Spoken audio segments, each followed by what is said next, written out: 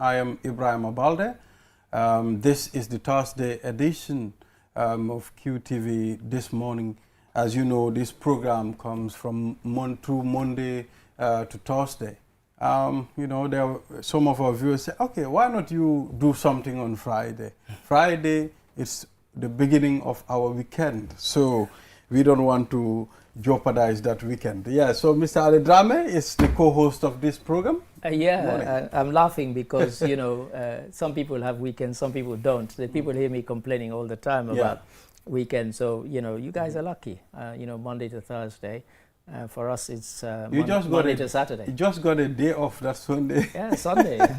And even on Sunday, I have people sending me stories. Yes. Usman Jatta's on tour, and he'll send me a story saying, can you When are you going to relax? No, when are you having full time? You have to try Cape Verde. I mean, go chill for a month and come back. Trust me, that's exactly what I'm planning to do. Yeah, so we are back, and of course, I mean, it's good to have you, watching this program always. What would we have done without our viewers, Mr. Ade? Viewers are very important. It's like, they say if you throw a party and nobody turns up, then it's not a party. So, absolutely. If you do a program and nobody watches, then, it's a nothing. Yes. So we're grateful to our viewers. So if we are superstars, then you are super fans. Yes. So, Mr. Ade Drame, today we'll take a look at the African code as usual, then the newspaper review.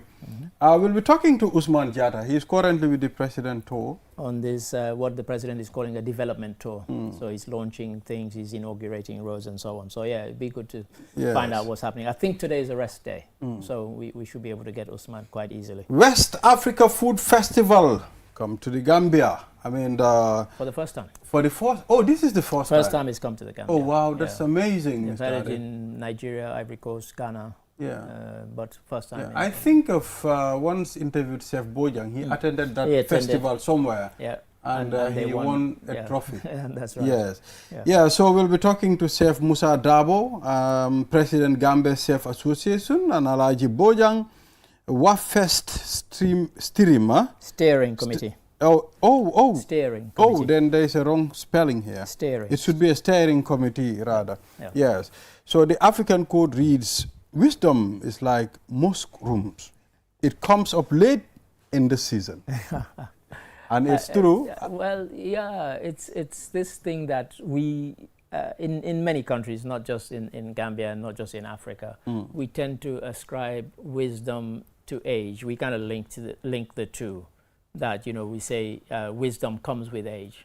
And one of the reasons they say that is because for people to gain wisdom or get wisdom, we assume that they've lived through certain things, they've seen certain things. Absolutely. And that is what informs the wisdom that they have. So, yes, it comes late in the, so if you link it to human beings, as I said, we tend to think that, with age comes wisdom. It doesn't mean that every person who's aged is wise. Yes, yesterday I had a conversation with Mr. Boj here. Yes. The proverb is more of this experience. Right.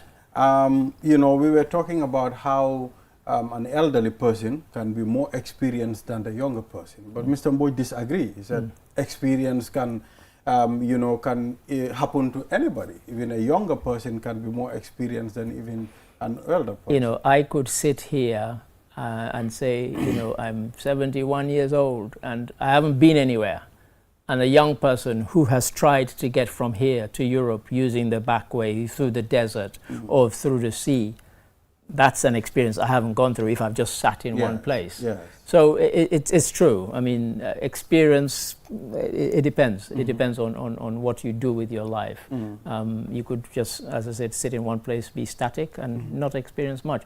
But as, again, if we go to this proverb, I think we tend to assume that age and wisdom, we tend to link them together. Yeah. So it's telling you, one needs to take it gradual process. Sometimes when you sow the seed, you are in a haste to, get result. But, it needs to take time. You need to water it at some point, then it grows and it benefits you. But although if you want to add manure on it, you will end up getting... Speed up the process. You will end up getting, fruits or vegetables. But you know, sometimes you hear people who are older say to you, "Don't rush. You know, these things will come to you, and they'll come to you in time." And that's the thing. That's you know, and they will say to you, because really, if you think about it, apart from technology, everything that somebody young is going through, an older person has already been through. You know, technology is the only thing that kind of differentiates. You know, for example, take you back to 50 or 60 years ago. If something happened in America, we probably wouldn't hear it for 2 or 3 days. Right. Something happens in America now, we could probably stream it live and go live and watch it live. Right. You know, those sort of things. You know, technology has, but everything else, it's the same that human beings go through. Evolution. I mean, it evolves gradually. Yeah. And it has to go through so many processes before it becomes a reality. Yeah. You know, we can try to connect that to our daily lives. You know, then what you don't know, with time, you tend to know it. Mr. Ade, if I can go back to my 18. You can remember back that far? If I can go back to my 18, I would be able to correct a lot of things. Yeah. So now I have today. Yeah. You know, it needs to teach me what steps to take for tomorrow. Yeah, it's true. It's true. I mean, we all have those moments. I wouldn't call them regret necessarily, but some of them might be moments of regret. Yes. But you reflect on things and you thought, if I had my time all over again, I would have done these things differently. True. I think everybody has that, if they're honest. You know, even the most successful people probably go through those and say, because how you view life when you were much younger and when you grow up, it's different. You are using different lens now. Yeah. You know, it's totally different. So there are things that you yearn for when you are much younger. When you grow up, you don't need all those things. or sometimes you get them and you think, gosh, is this really what I was striving for? It's not, you know, and so you hear people say sometimes, you know, I really sacrificed a lot to get this success, but when I got it, I was a bit deflated. It wasn't exactly what I assumed it was before I had it. You hear that all the time. I've known what I know today. This is it, you know, like you hear some people say that, you know, I wanted to be a movie star, but I didn't realize all the problems I had to go through, all the people I had to step on and step over to get it, and I wish I hadn't done that. You know, you hear things like that, and people expect. But I mean, let's talk about our generation today. We are in a haste to make it. You know, Mr. Ade, I've seen people that took their time, you know, for many, many years to get to a stage. So, but the younger generation now, we just want to get the shortcut to success. You know what you have just said? Human beings have been saying for the last 300 years. We say it about every generation that comes after us. Oh, you know, we really had to strive, we really had to do this and do that. And, you know, it's the same. You know, you go back into history or you go back into literature, you will read things and you hear people saying exactly what you've just said. You know, they always assume that the generation coming up want things very, very quickly. Yes. You know, and you know, when you think about it, you know, you go back to the kind of pre-colonial times of slavery and so on. You know, those people who were enslaved, you know, they had no chance. And then the ones who fought for independence, once they had gotten us our independence, we then wanted everything very, very quickly. You know, we forgot about the fight, you know. And so, yes, but every generation says it about the generation that succeeds them. Yeah, life is the greatest teacher. You know, big time. As you are growing, as you are getting to realize certain, I believe, in fact, the brain, there is a certain part of the brain that grows, you know, over time. Yeah. And sometimes we pick up things and we learn things without even realizing that you know, you're acquiring knowledge. There's a program on BBC called University Challenge, and it's a really difficult program. And sometimes I will sit there and watch, go through the whole program. I won't know the answer to any. And on another day, they'll ask a question and I'll say, oh, this is the answer. And I'm like, how did I even know that? You know, just things that your brain pulls out from the deepest recesses without you even realizing it. So human beings, this brain is an interesting thing. All right, that's really interesting. So mushrooms, you know, wisdom is like mushrooms, comes up late in the season. And they've told us this time it's from Malawi. Malawi, and Lilongwe. We will be talking a lot about Malawi on this program. Their capital is in Lilongwe? Lilongwe. Oh, very well said. And they are through to the final of the Women's AFCON. Oh, yeah, they are. Yes, and they will meet Cameroon. And we might get a chance to talk about that because they were the lowest ranked team in the competition. Nobody expected them. And even they missed the last two Women's AFCON because their government couldn't fund them. And now they're in the final. Extraordinary. Yeah. All right, so viewers, at this point, we'll take a short break to acknowledge our sponsors. And if you are back, then we will take a look at some of the stories on the newspapers. So stay tuned, we'll be back. These tracks have become my wall, my arena of victory and fear.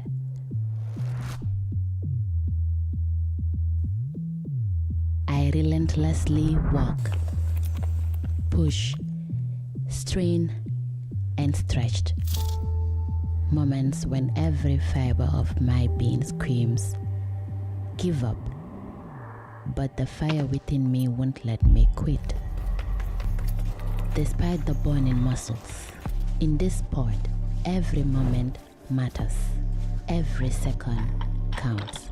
My failures, my dreams, my pain, my triumphs, they propel me forward beyond all limits.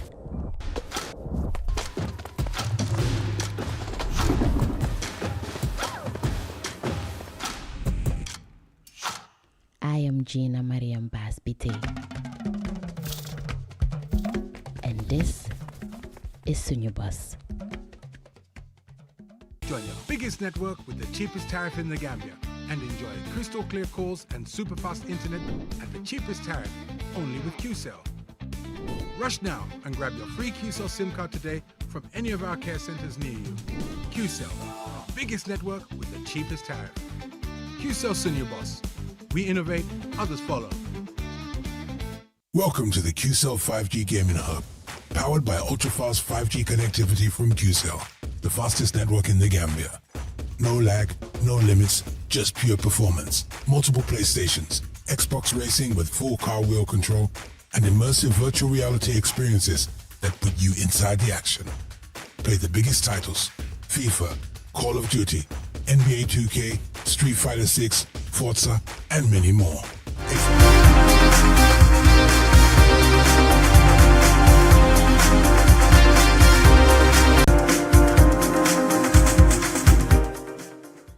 Welcome back. This is QTV This Morning. I am Ibrahima Balde, and let's move on to the newspaper review. And I'm with Mr. Ade Drame. We are co-hosting and reviewing the papers. And I will have to rely side on by you. Side. Because normally the viewers will see us fiddling with our phones. That's because we have the newspapers sent to our phones and then we review them from there. So on but I've left my phone. On the Standard newspaper, a very shocking and tragic incident. Woman found dead in Tujering. This morning, via Watson Gambia, I read the story. She is a market vendor at Brikama Market. Okay. She leaves from Tujering every day to the Brikama Market. So yesterday she didn't get to the market, and her colleagues were so concerned. They called her phone, but it was switched off. They called the home, and the sister said, my sister left on her usual routine, to the market. But the sister, according to her, said she heard a commotion that a woman had been killed somewhere, a body had been found. But she would never imagine it's her sister. So are you saying that there has been foul play or there's suspected foul play? She's died, we know that. Yes. Do we know that she was killed? Maybe we can wait for the coroner's result. Or just, I guess the police would have, examined the evidence to show that this person was attacked. But, I'm not aware of the case, and so it's the first I've heard of it. Yeah, so the only thing that the police said, woman found dead in Tujering. Yeah. I think there'll be a press release from the police.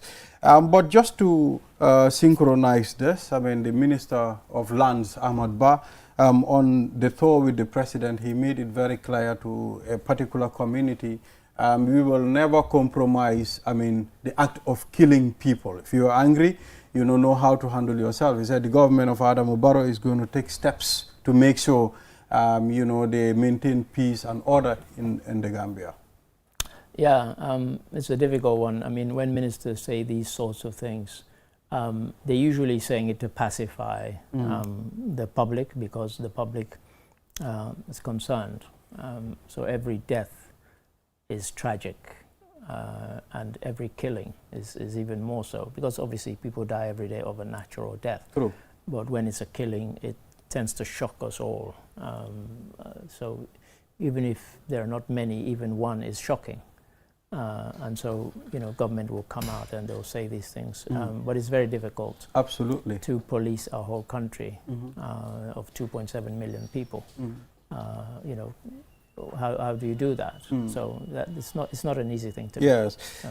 So I believe the police is going to do their investigation at some point to establish the reasons that led to the death of this young woman. But let's move on. Over 1,500 candidates score 5 credits with math and English at the WAS. Yes. That's the Standard newspaper. A Standard newspaper. And those figures, you have to take into context what was the figure last year and what was it the year before. Okay. Yeah? That's what we have to look at, So on the face of it, it sounds a lot. Yes. But I don't have had I known we were going to be having that, I would have delved into the stats. I just want to establish something. I remember last year, some of the students, their results were cancelled because they suspected there was a malpractice. There was foul play in the classrooms. So that brought a lot of mixed feelings among students and their parents. As to why they have to cancel some of the results of this school of this student. But at some point, after a few months down the line, WAEC was able to give back those results to their students. But I think they reduced all their marks. Right. Yes. I mean, if there's unusual activity, you and I might be in the same class, but if we answer the same question exactly the same way, I think people will be entitled to be slightly suspicious, or even more than slightly suspicious, highly suspicious, let me say. And so that is where we tend to find ourselves. But on the face of it, as I said, the figures appear to be something worth celebrating. But I'd love to maybe, Ethan Boach, I don't know if he's doing drive time today, but if he's doing that, it's the kind of thing that he would delve into. And we would look at the stats, and we will certainly look at it, and we'll probably do a news story on it. So 1,500 students, scored 5 credits with math. I think the figure is looking good. Well, that's what I'm saying. We only know if it's looking good if we can compare it to last year and the year before. So, are we getting better and better? The fact that because I suspect if we went beyond the headline might tell us that this is an improvement or this is a drop or whatever. But keep fingers crossed, and we hope that it's an improvement on previous years. I certainly hope so, because education is the only thing that takes any country forward. I don't care, which country you're talking about. Yes. Lawyers pledge to support new Chief Justice. That's the appointment of the new Chief Justice. The Gambia Bar Association had a mixed feeling about it, and according to them, the Chief Justice doesn't meet that criteria to be appointed as a Chief Justice in the Gambia. So we've also seen another group of lawyers, that's the Lawyers Association. They said they're in support of the Chief Justice appointment. EDFAO. So it's an interesting one that you have these one lot, the Gambia Bar Association, they've gone so far as to take the matter to the Supreme Court to challenge and saying that constitutionally this person does not meet the criteria to be appointed Chief Justice. And that's why they're opposing his appointment. He has got tremendous international experience, and those who are in support of his appointment are saying that just because this person has not sat for 10 years on the bench, his experience is more than the equivalent of that, really. But others are saying, no, there's a particular sensibility and skills that you pick up from sitting on the bench. Yes. That makes you, and the Constitution is quite clear. If you went by the strict letter of the law of the Constitution, then he should not be. But if you went by the spirit of the constitution rather than the letter of it, then his experience and the breadth of experience that he's got in international, particularly arbitration, is where he's really made his name. Then he is as good a candidate as any. So it's quite interesting that you have one group of lawyers and another kind of maybe they'll come to some sort of compromise. Yes, otherwise they can file their concerns to the authorities. I think they've already done so. I mean, they issued a press release. Now we have to listen to what the judgment is going to be. Supreme Court will make the decision. Yeah, so still on the Standard newspaper, we have the PDOI says, without a single coalition, opposition may lose to Barrow. I think you don't have to be a genius. No, you don't have to be a genius to know that. That if the opposition is fractured, it stands a much greater chance of losing. And we only need to go back to, I keep saying this, and it's like, you know, I don't even know why I need to keep saying it, but the reason they were able to get rid of Yahya Jammeh through the ballot box was because you had a united opposition. True. They had a common enemy, for want of a better word. True.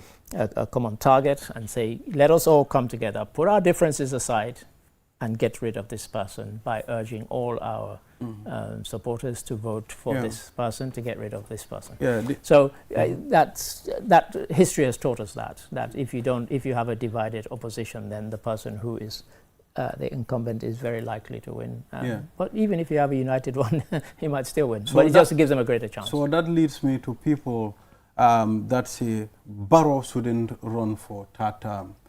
The Constitution have given President Adama Barrow the power to run for third term, fourth term, fifth term, sixth term, even 100 term. Yes. As far as that clause is not changed on the Constitution, Barrow will be eligible. It's given President Barrow and anybody who comes after him to run for as many terms as they want, as long as that stays in the Constitution.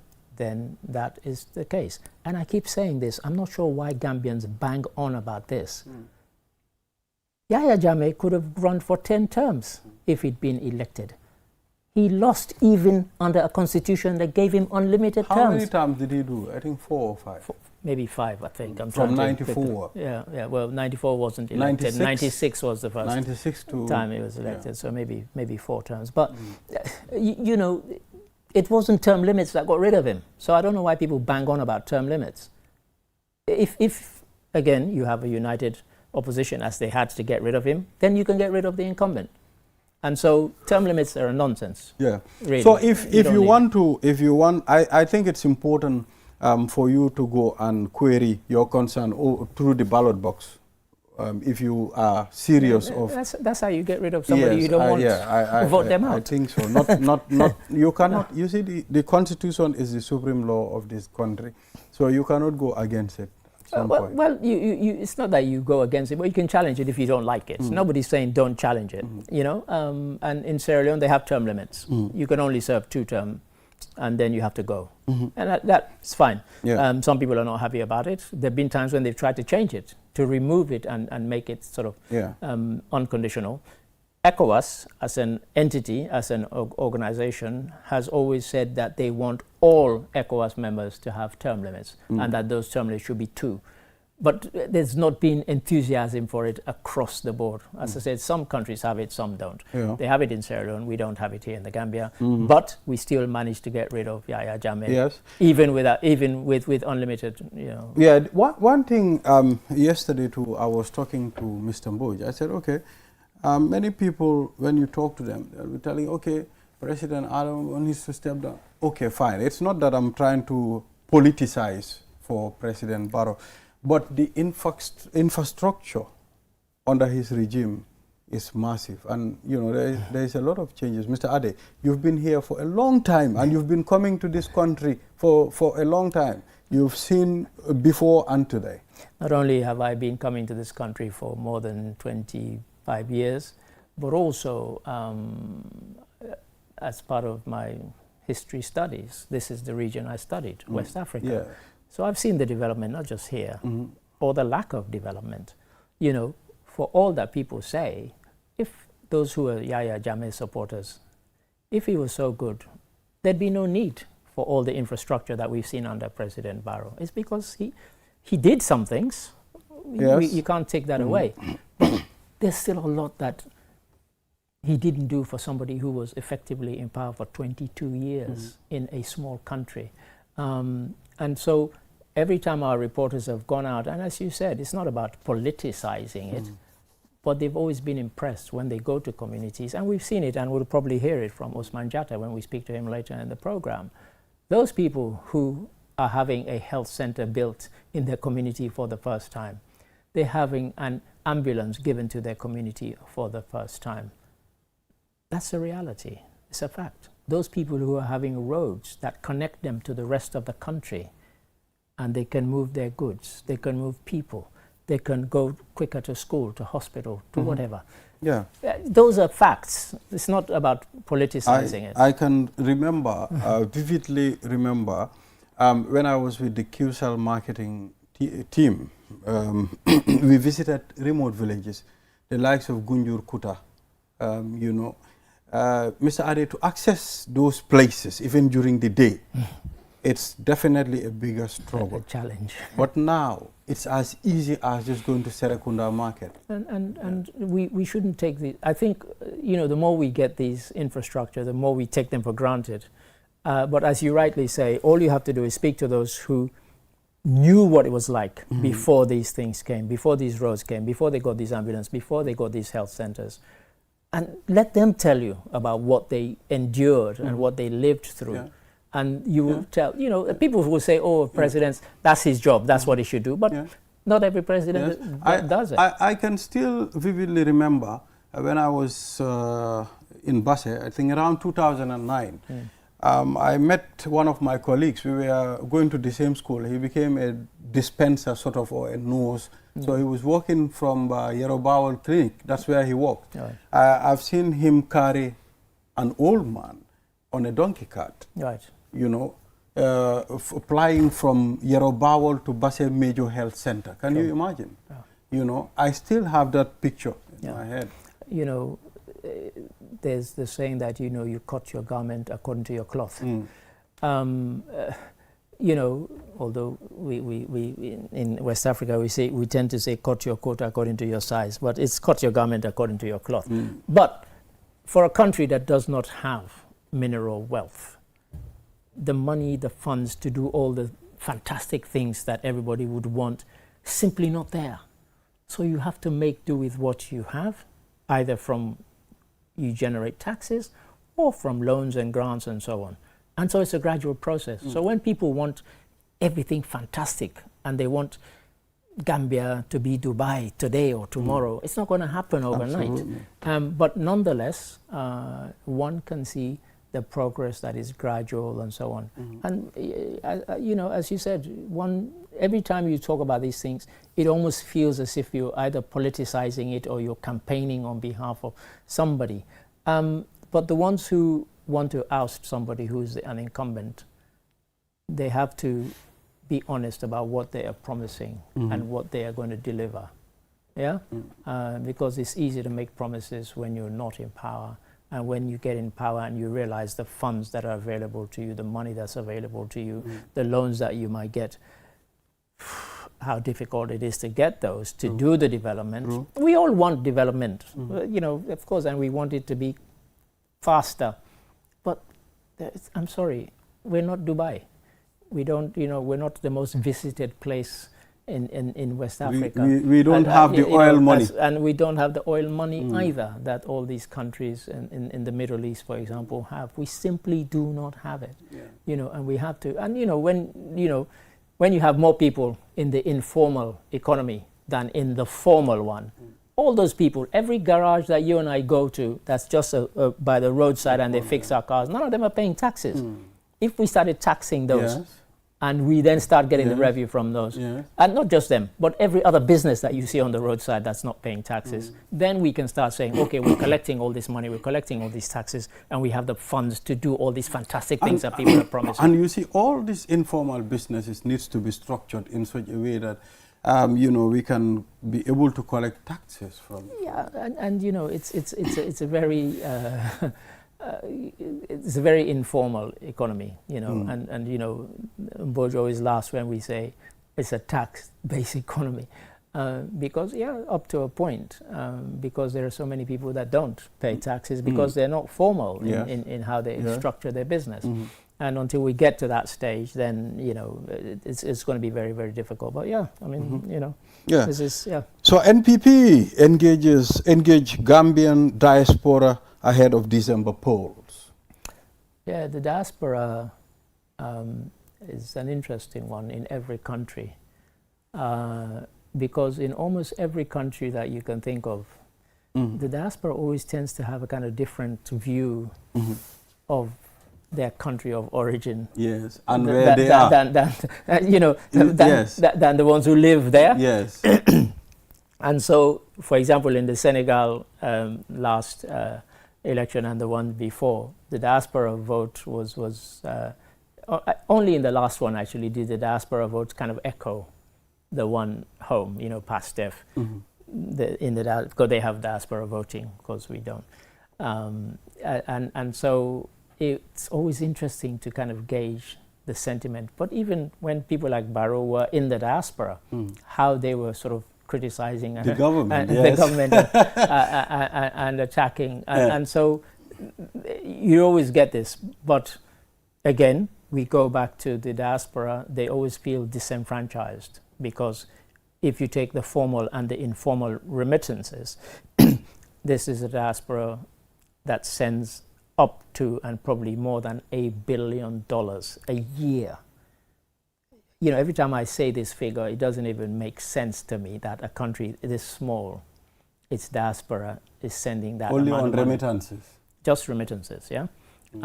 Because when the World Bank did the 2020 and 2021, and they listed 54 countries in Africa, Gambia, in terms of money, was 9th. That makes no sense. A country this small was 9th. Was 9th in terms of remittances in the world. No, in Africa. In Africa. In the 54 countries that they looked at in Africa, I think the only one not on the list was, I think, Eritrea. They looked at that, and Eritrea is, in fact, the remittances is even more, because, you know, the country is almost 100% propped up by remittances. But Gambia ranked 9th in the terms of, you know, a country this small. So it shows you how important the diaspora are. And really, this thing about the diaspora not getting the vote, we should have resolved it by now, because they're entitled to vote. And we just have to make the mechanisms available. Even if it's marbles in every country, then marbles in every country, because they have to vote in the same way that we vote here. Yeah. The diaspora voting, I know it will not be easy, but I think authorities need to look, you know, down that line. So I understand one of the reasons why Jammeh wasn't very particular about diaspora voting during his regime. He knows many people criticize his government in the diaspora, and the diaspora will make him lose his elections. And he didn't want that. Yeah, it depends on how much weight you give to the diaspora, because there are more people here than in the diaspora, although the Gambian diaspora is huge. I mean, I'm always shocked when I go to places like Iceland, and I bump into, I'm in Reykjavik in Iceland, and I bump into somebody from Gambia. Like, you know, it's small Gambia. It's virtually no country that I've been to, and I haven't met somebody from Gambia. We are everywhere. Well, even when I was in Italy. I was in Italy. I was in Milan. But Mr. Ade, Italy is a hope for Gambians. I know. You know, my second night in Milan, and I met 9 Gambians. Oh my God! They were outside my hotel. My brothers will never cease to surprise me. I heard them speaking Wolof, and I said, "Where are you guys from?" And the guy said, "Oh, 9 of us are from Gambia. The others 3 guys are from Senegal." You know, and you know, I came down and we started chatting. So Gambians are everywhere. But yes, but it's been 10 years since the election that removed Jammeh's 2016 election. We're now 2026. Where has there been any enthusiasm to give the diaspora its vote? I've not seen it. I've not seen it at all. And I don't know if they're not making enough noise. What they need is a National Assembly member to take up their cause and push it. And preferably one who belongs to the ruling party, to show that, look, we're not scared of you guys. That's not why we're not doing this. But one has to ask, why has it not happened? You know? Why are we still talking about this in 2026 when it's always been there? The right has always been there. Absolutely. You know? Yeah, so we'll take a short break and acknowledge our sponsors. Then we'll be talking to Usman Jatta later on the program. As you know, Usman is with the President Tour. You know, they're going around inaugurating health posts and also laying foundation stones. So on that note, we'll be right back after the break. Welcome to the QCell 5G Gaming Hub, powered by ultra-fast 5G connectivity from QCell, the fastest network in the Gambia. No lag, no limits, just pure performance. Multiple PlayStations, Xbox racing with full car wheel control, and immersive virtual reality experiences that put you inside the action. Play the biggest titles: FIFA, Call of Duty, NBA 2K, Street Fighter 6, Forza, and many more. Experience gaming like never before.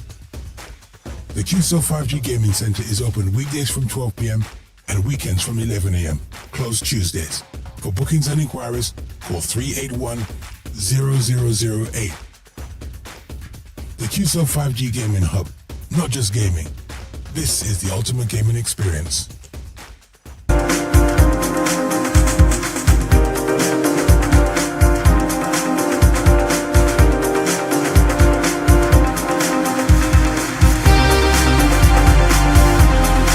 Welcome back from that break. This is QTV This Morning. I am Ibrahim Balde and I am with Mr. Adedrame. Now let's engage Usman Jatta. I mean, the QTV's reporter is currently with the President of the Republic of the Gambia, His Excellency President Adama Barrow, on a tour, of inauguration of roads and foundation stones and, of course, health facilities as well.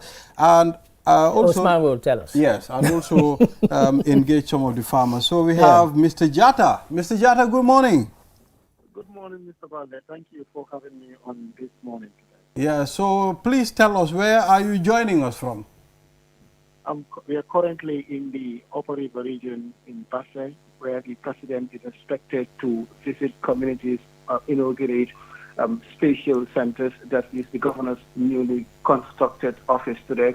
And we'll be visiting also other road construction areas in Manekunda and Garawal to see progress. And that is where we are for now. All right. So, Usman, I would like to know which roads have been launched so far. Just a brief of those roads, please.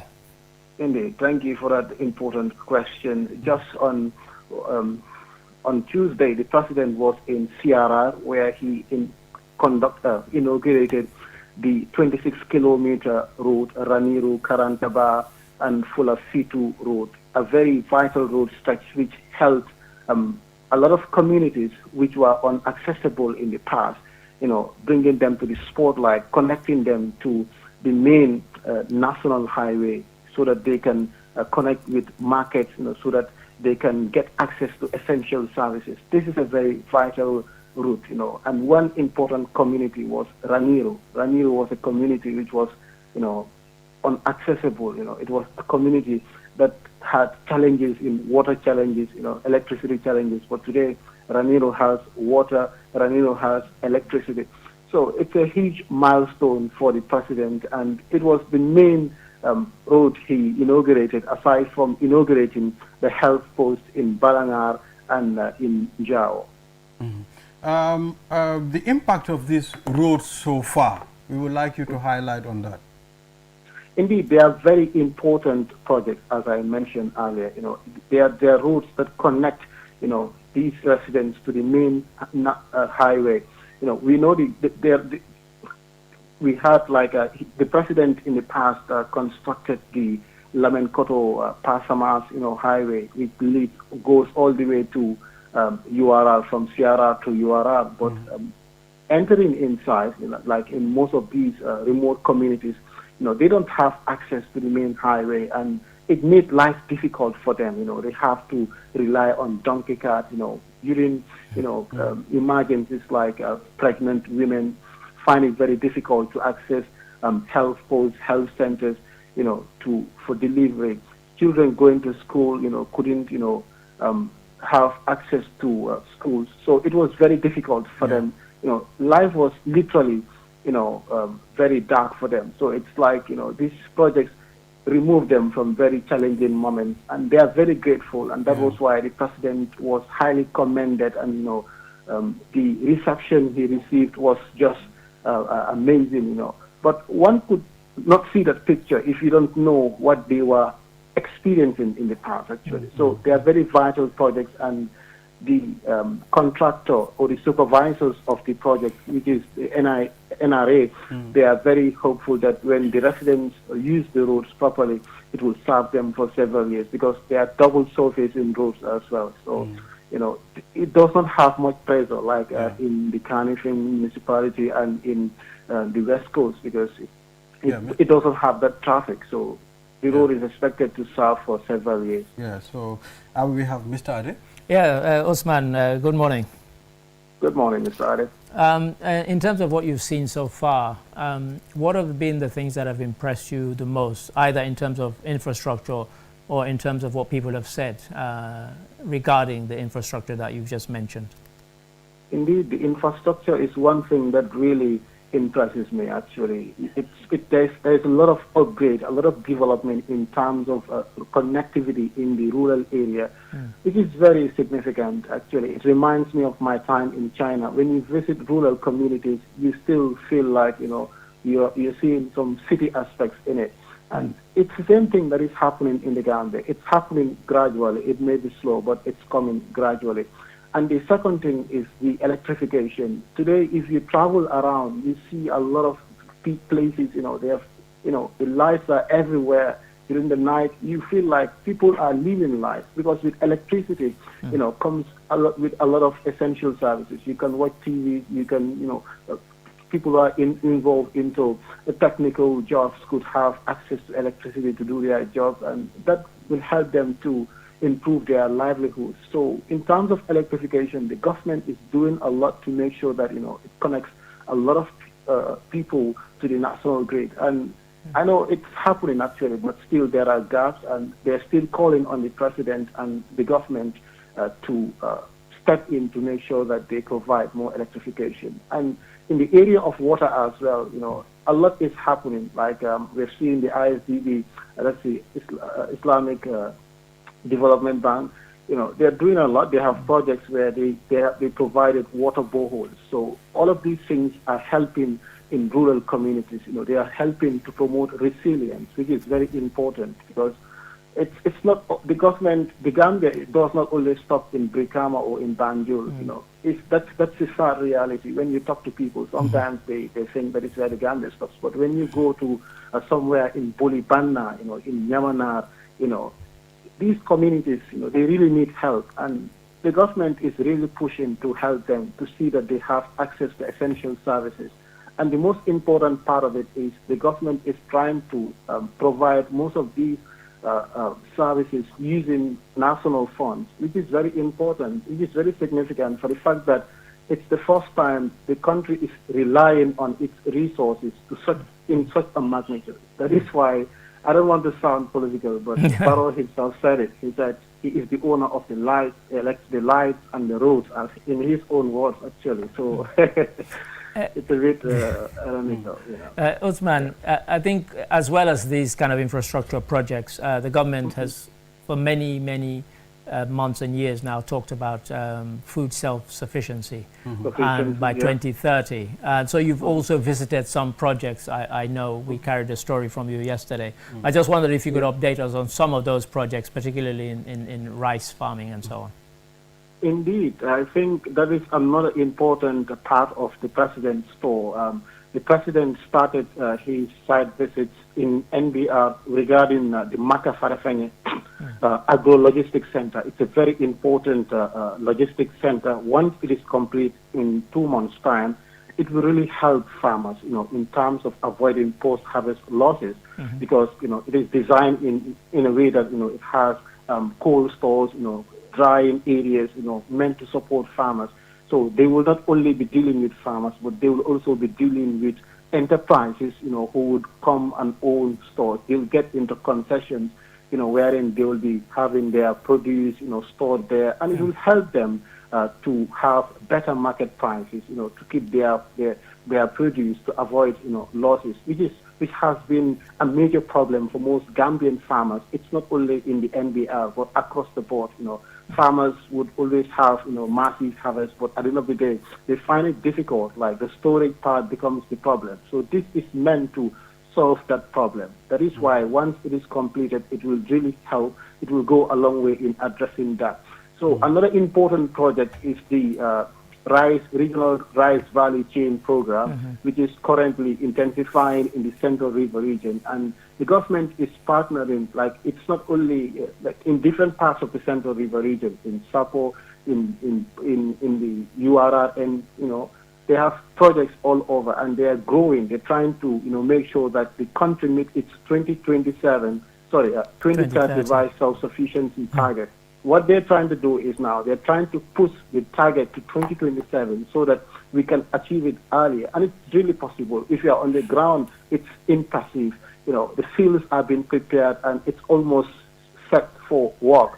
The machines, they've hired different companies for intensifying work.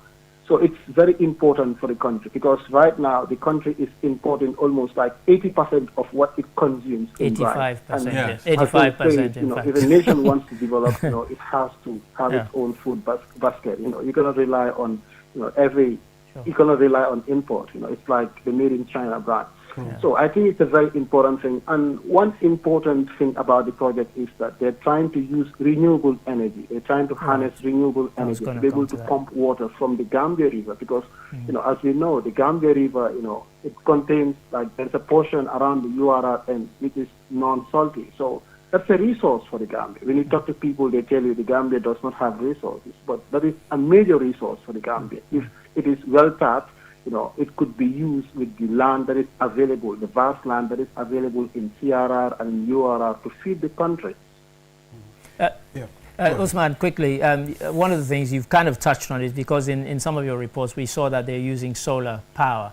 But also one of the things that really intrigued me is that you mentioned that there were some previously abandoned farms and farmlands that being rehabilitated as part of this project, and I just wondered if you could tell us some more about that because I saw it in your report and I was quite intrigued by that. You said previously abandoned farms, yeah. Yes, indeed. That is also part of the project because when farming requires a lot of resources. It requires machinery. So sometimes what is happening, there is a trend that is happening that is affecting the farming industry because of lack of adequate, I'll not call it lack of machinery also, but I'll call it inadequate equipment to some extent, like to carry out work. So sometimes there is this trend of rural urban drift and the backway syndrome, as they would call it, So it has affected farming to some extent, and in some communities, people are farming, but it's not up to that level. So these people, they are also supporting. They are not only coming up with their individual farms like the regional rice value chain. They are also supporting farmers, to make sure that they have access to equipment, and in doing so, farmlands are being forgotten farmlands have been extended, and part of their lands, their project as well, they are also trying to expand. They are trying to recover those farms, because there's so much of land in CRR. The Gambia has so much of unused land. It's so unfortunate. In around the West Coast, you hear a lot of land cases, but you come to the CRR and it's the opposite actually. So it's really helping to recover those forgotten land. And I think with time, if the president is to visit that place again, it's going to be a game changer. And we are talking about, almost over 300 acres of land that they are trying to utilize in different parts of the CRR and URR. Okay, thank you. Yeah, so finally, Usman, what areas are next on the president's itinerary? Today, the president will be visiting Garawal to lay some foundation stones for more roads. Equally as well, he will be inaugurating the new governor's residence in URR, which started sometime in last year, actually. So it's fully completed, and today he will be inaugurating it. From there, he would then cross to the Lower River region, where we would have our night stop before visiting the Kiang Kabada routes. It is a very vital stretch, connecting the people of Kiang to the Trans-Gambia corridor, actually. Yeah. So thank you very much, Usman Jatta, for that update. It's a pleasure. Thank you, Usman. He mentioned there the governor's residence in URR. In He's URR. getting a new one. I remember the old one. You visited? We were invited there. Look, Mr. Ade, And it was lovely. I wanted to tell you, okay, the old one. In fact, when he mentioned the new resident, I had the mental picture of the old one.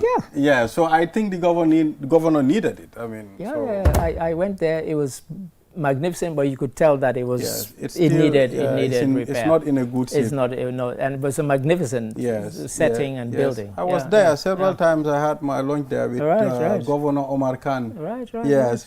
So interesting. We have seen some of the projects that he inaugurated, and he's about to inaugurate, and we've seen a lot of developments happening in the rural area. Yeah, every time he goes on one of these tours, we hear and we get the feedback. And I remember the previous time Osman went with him was on the Meet the People tour.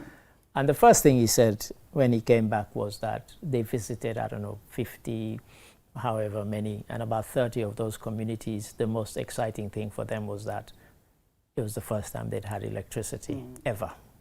And it made such an impression on him, he said, because people were so excited. And in some of them, it was solar powered. They weren't connected to the national grid. And it really made quite an impression on him because, some of those places were places he'd visited before. And they'd never had electricity since independence, or they'd never had. Simple. And so, for them, those things made. So, for those of us who live in the Combos and we take it for granted, we don't realize they used to tease me that I was always saying, I was always using the phrase game changer.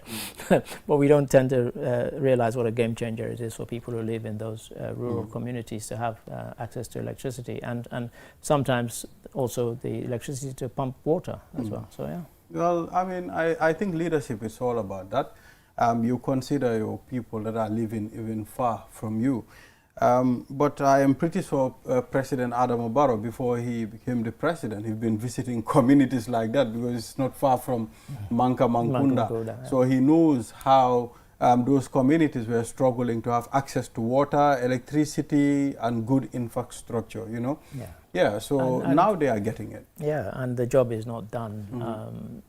Either himself or whoever comes after him, they have to carry on that process. We can't turn back now. We have to just keep on pushing on. So, yeah. So, viewers, from talking to Usman Jatta there, we'll now take a short break. After the break, we'll be talking to Saif Musa Dabo and, of course, Alaji Bojang, and we'll be discussing the West Africa Food Festival. To the Gambia. Also known as WAFest, coming to the Gambia for the first time. The Gambia for the first time. We're already licking our lips in anticipation. I think I am pretty sure there'll be a lot of food for the Jolas and the Sereres. From everybody. Yes, so if humble them, we'll take a short break and we'll be back.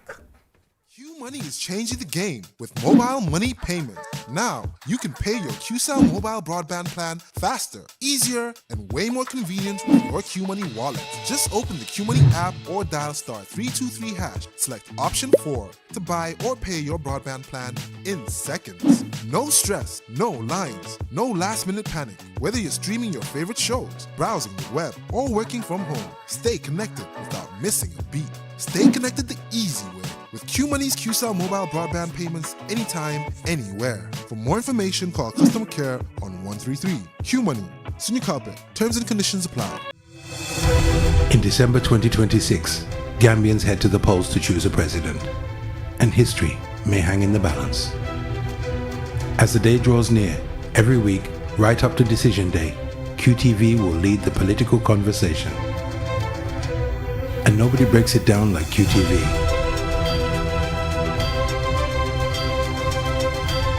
Our team of experts will help you understand the results as QTV brings you Decision 2026.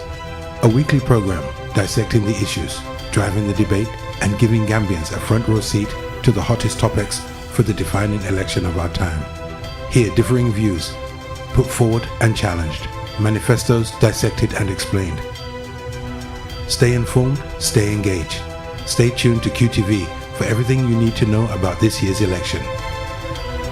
Decision 2026, Thursdays at 9 p.m. Only on QTV. QCell, the fastest growing network in the Gambia, now presents to you the eSIM.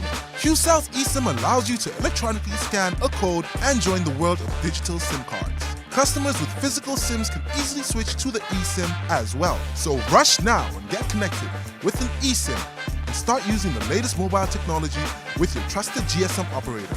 For more information, call our customer care on 111. QCell, Sinubus. We innovate, others follow. Terms and conditions apply. Browse Bitus. QCell brings you a promo like never before. Get unlimited internet for just $25 Cs. Yes! Recharge $25 Cs and enjoy the convenience of free internet from 1 a.m. Speed matters, but slow internet can hold you back. Now, the future of connectivity has arrived in the Gambia. QCell's Q-Fiber, ultra-fast, ultra-reliable internet designed for the way you live. Stream your favorite shows without buffering. Power your business with seamless video calls. Study, work, and play online like never before. From homes to businesses, QCell Fiber is connecting the Gambia to the future. QCell's Q-Fiber. Get connected today. Call 145 or 300-3779. QCell. We innovate, others follow. Gambia, are you ready for something big?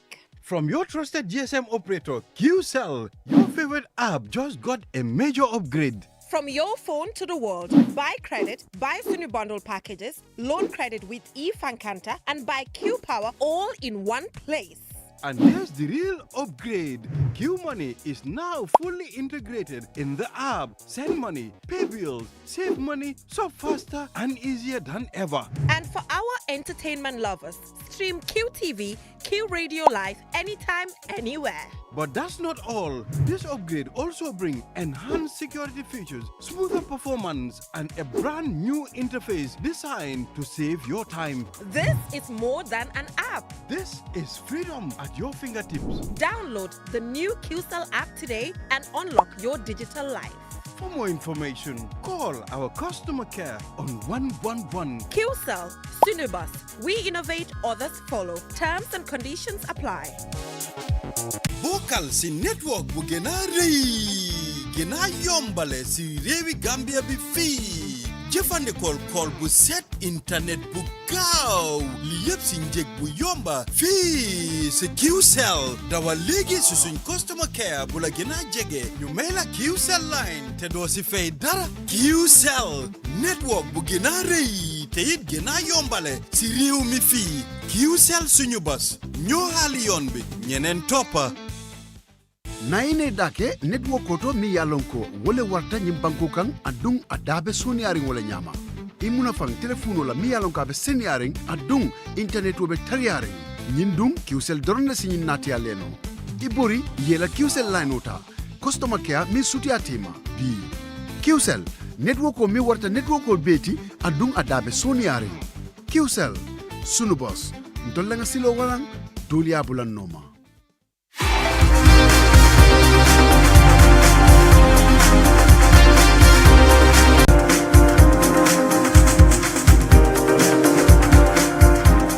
The break. This is QTV This Morning. I am Ibrahim Abalde and I'm with Mr. Adi Drame. Sir, a pleasure, and I'm really looking forward to this bit. Yeah, so we have the West Africa Food Festival, to happen in the Gambia. Yes. West Africa, the Smiling Coast. Yeah, so we have Chef Musa Dabo, President Gambia Chef Association, and of course, Alaji Bojang, Wafest, Steering Committee. Gentlemen, it's good to have you here. Pleased to have you. Yes. So let's talk about the main objective of this festival. Who are we going to start with, Musa or Mr. Bojang? Any of you can answer that. Elijah, you're part of the steering committee. It's, I'm sure it must be a bit of a headache. Tell us the number of countries, and how come finally it's arrived here in the Gambia? Thank you so much. The West Africa Food Festival, WAFest, it's West Africa's, I would say, the ECOWAS region's biggest culinary event. Okay. But it has gone beyond even ECOWAS now. Yeah. And to give a little bit background, looking at WAFest itself and relating to what we are doing in the Gambia, I'm not a chef though. I'm from a tourism background. That is my specialization. Okay. And what makes it so exciting to have WAFest in the Gambia is you look at the Gambia, we are a tourism destination. And the Gambian economy benefits a lot from tourism. Indeed, yes. And when we look at it, we are mainly a sunshine and sea destination. That is what we sell. And this is why this time of the year you don't see much tourists in the Gambia. And WAFest coming to the Gambia, I heard you talking about in your previous program, talking about a game changer, could be a real game changer. Because we are now talking about gastronomy tourism. Gastronomy tourism today contributes around $1.4 trillion around the world. But the big hitters of gastronomy tourism in the world are mainly the Asia region and the Pacific regions. Sure. But then when we look at West Africa, we have diverse cultures. And that is a plus for us because all these cultures have cuisines, very wonderful cuisines. So if we can bring this to the table, to the restaurant tables, we can start attracting a lot more people into the country. And that is where WAFest comes You got it. But how prepared are we? Yes, this is, it's a monumental task. It's not easy. And this is why what we did from the beginning when they won a couple of medals, including the Jollof King and Queen in their last outing. Yes. And they went to the minister and now WAFest is given to the Gambia. A lot of preparation is taking behind the scenes, and this is led by the Ministry of Tourism, the Honorable Minister, Mr. Abdoulaye Diop himself, and his team, Permanent Secretary, Mrs. Ami Njai, and the Deputy Permanent Secretaries, Mr. Siaka Fadera, plus the satellite institutions like the Gambia Tourism and Hospitality Institute under the able leadership of the Director General, Mr. Mamadou Singate, the Gambia Tourism Board, Ida Jeng, and the National Center for Arts and Culture, because I know some people might wonder, why is NCAC in this?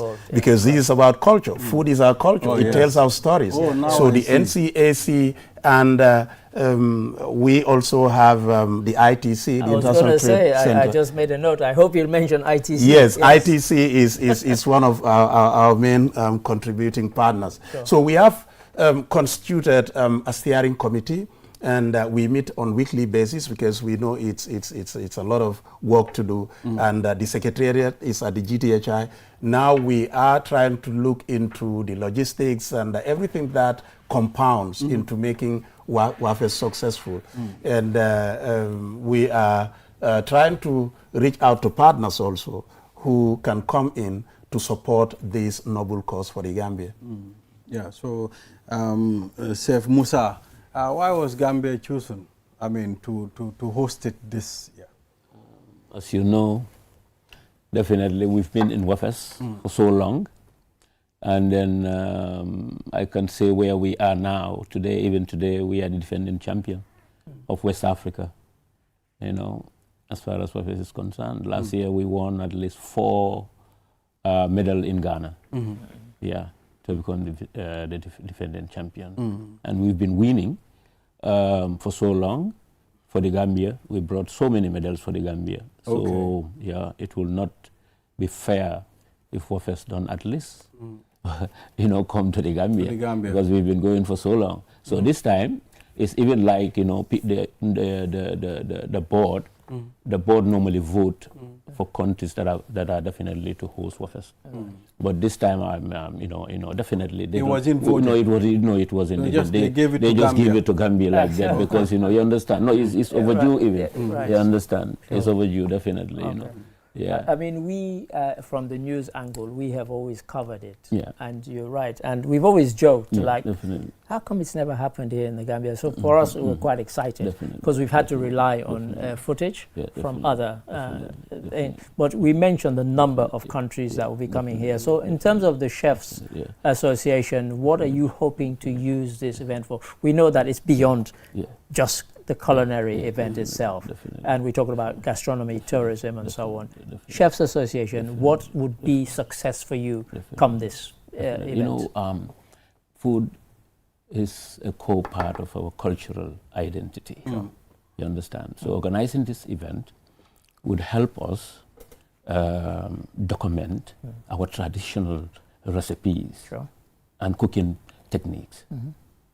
You understand? If not, globalization will let us lose, you understand, most of these recipes as it is, you understand, you know, going on now.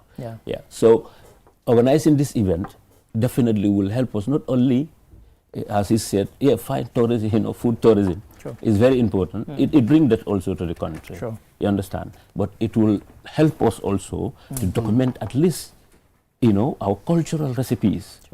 We can generate, we can, you understand, translate it to books. We can have the authentic Gambian cuisine book. We have authentic African cuisine book. Because believe me, we have more than 30 countries coming to the Gambia. And all these countries are going to display their country cuisines. You understand? So it's high time we come together, sell our cuisine, sell our gastronomy to the world. People are traveling to countries. Just for food. Because of food. Yeah, quite. Yeah, because of food. Yeah, definitely. So we want the world to come to the Gambia because of our lah and jinajubs, because of our, you know, wonderful fried rice. The Nigerian call it bahalbi. You understand? You know, we have the best fried rice. You know, it contains everything. Every country. So we have the best food in the whole world. That's what I always say. You know, definitely. You know. But you remember when Chef Bojang went through that jollof rice competition some few years back. So 2 countries were polling and posing. I think Nigeria and Ghana. Ghana is always so, but Gambia came and, you know, won the trophy. So Chef said he wasn't there to compete. He was there to, I mean, just prove a point. This thing belongs to the Gambia. And we took it. It's not only 2 countries competing or debating about jollof rice. Our going to Nigeria, that was in 2003. It was definitely 16 countries competing. You understand? And as they call it, the small Gambia. We went with a team. And then we have, you know, jollof rice is either 4, 3, or 2 participants. Okay. You understand? That participate and compete. So, you know, that year, 2003, it was 4 participants. I remember from the Gambia. I remember. You understand? Yeah. So we have Hadinyang. She's the recent Jollof Queen. At the GTHI. She won 2 times for the Gambia. She was part of the team that won 2 times for the Gambia. Hadinyang, Malang Kebe, Baba Sawane, and Masilla. These are the chefs that competed for the Gambia to win that jollof rice that year. Last year also we won. That was team of 2. That is Alpha Chef Corner and the same Hadinyang. These are the 2 people that won jollof rice for this country. We are presidents. Presidents don't compete. Oh, they don't? Presidents don't compete. If you even go near the kitchen, they expel you. They disqualify your team. Yeah, definitely. The only thing we can do is, you know, at least train them here. Do the training with them here. Take them there. You understand? We encourage them, be behind them, then they compete for us. So it's good for the country, also for the nation to know these people. Because you cannot go with a football team, like people like you have Messi, and people don't know him. It's not fair. So definitely we need to call this guy's name that always compete for the country. You understand? They should be, people should know them also.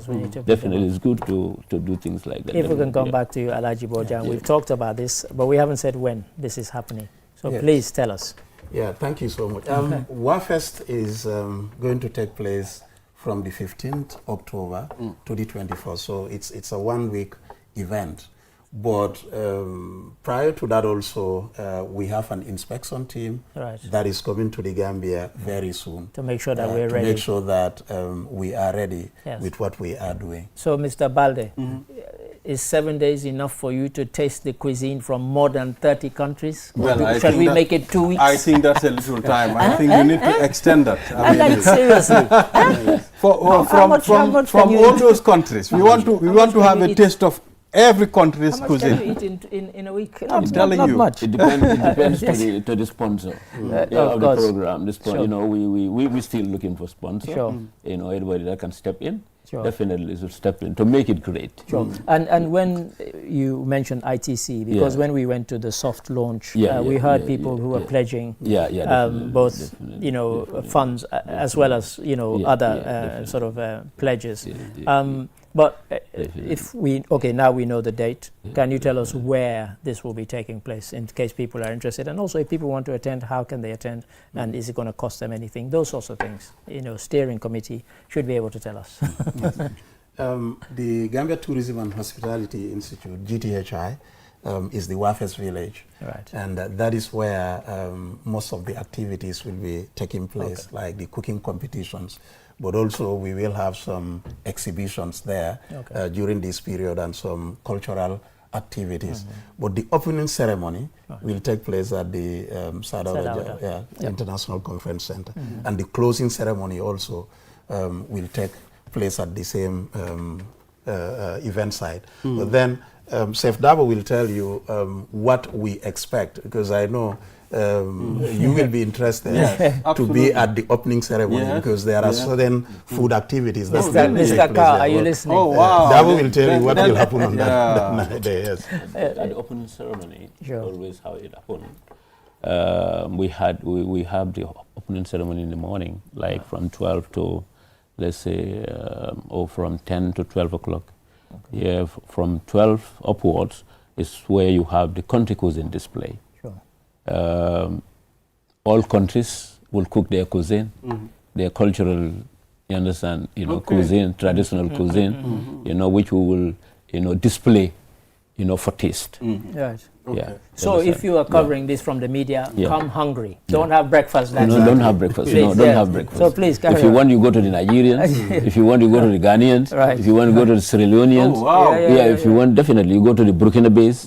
You go to Guinea-Conakry. An opportunity to taste all those countries' food. You go to Guinea-Conakry. You see? Yeah, of course, you go to Mali. So that's on the opening day. Benin, Beninwa. You have all these country cuisines in the Gambia that day, you know, for display. Yes. Wow. Yeah. So as I said, you know, we'll have more than 30 countries coming, and all these countries will definitely, from South Africa, Rwanda, you know, you understand. Even Ethiopia are coming. Oh, I love Ethiopia. Even Ethiopia, Ethiopia are coming. Okay, cool. Yeah, Kenya are coming. Oh, nice. Yeah. Yes. So you'll have chance to taste all this, you know, countries. So great, Kenya, great, you can great have some of cuisine. the nyama choma. Yeah, definitely.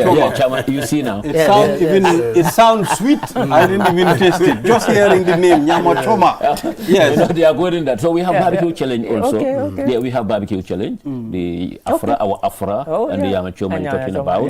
Yeah, that would be great. Different Yama choma countries is meat? barbecue challenge. Yes. It's Afra. Like It's kind of like Afra. Is it sweet? Yeah. It's very kind of like street food. You go there, you go to Nairobi street food. It's fantastic. Yeah, very nice. All right, so our local industry, how is this festival going to create opportunity for our local industry? And benefit them. Yes, it's a great opportunity. We are talking about gastronomy, tourism, and we have seen how other countries have been benefiting. And one thing about food is, unlike a type of tourism that depends on the weather, food is 365 days. Sure. So if we can attract people to come to the Gambia, mainly for our food, they don't have to sit and wait until between October and April to be in the Gambia. They can come anytime to enjoy our food. Sure. So one thing that it will do, because like he said it earlier on, great chefs are coming to the Gambia. All these countries are coming, and the event will be live streamed 7 days. People from all over the world will be watching. So that is a big marketing platform for Destination Gambia. Sure. And as a result, maybe someone out there who has never heard of the Gambia or never been to the Gambia is an opportunity. Oh, this small country, but with a very big name. True. Let me go there and try, because during this period I've seen X, Y, and Z. I'll go there and try. So as a result, it's going to attract a lot of people to come to the Gambia. And once those people come, it has a lot of multiplier effects for accommodation, for caterers, for transportation, even that woman selling fish in Tanje, because fish will be sourced from there to go to some of these places. So this has, it is endless. The benefits that the Gambia can get from this is endless. So this is why we are calling on all the Gambians, especially the President, His Excellency, President Adama Barrow, who is our Chief Guest of Honor, for all of them to come on board and make this a very successful event. I mean, not only that. Yes, not please. only that. We have a vegan challenge as well. Okay. That's the vegetarian challenge. Too. You understand? So this the concept of organizing this, of doing this, is to also see to it that we have the women in the garden. These vegetables are coming from the garden. You understand? To the table. Let's call it from the garden to the table. You understand? Right. So okay, fine. They will have women also competing in our Gambian gastronomy. That is the cherebas. You understand? So on and so forth. Women, the oyster women, will also come display their their traditional. This is a huge event. It's a huge food. event. I So mean, you see, we are what we are doing is we don't want them to only say them nasi matsebi, munuma jai some vegetable be yahuna. You understand? So you can try away. If you cannot sell it in the market, at least make a dish out of it. You can sell that. You understand? For people, there'll come a time when we will have at least maybe. Meatless Monday. You understand?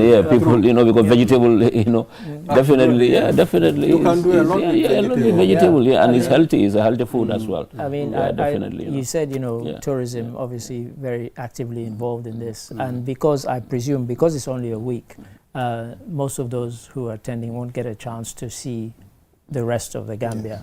So I hope, I don't want to tell tourism their job, but I hope everywhere you go there will be videos showing the rest of the Gambia that people can visit, because a week will all be concentrated around the festival itself.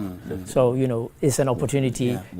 We have a captive audience. Let's capture them by showing them what there is, as well as our food, what else they can see around the rest of the Gentlemen, I'm afraid this time is all our enemy for today. Time is our enemy. But time I've been doing justice from 9 a.m. This is true. Thank you very much, Chef Musa, for coming, and Mr. Alaji Boya.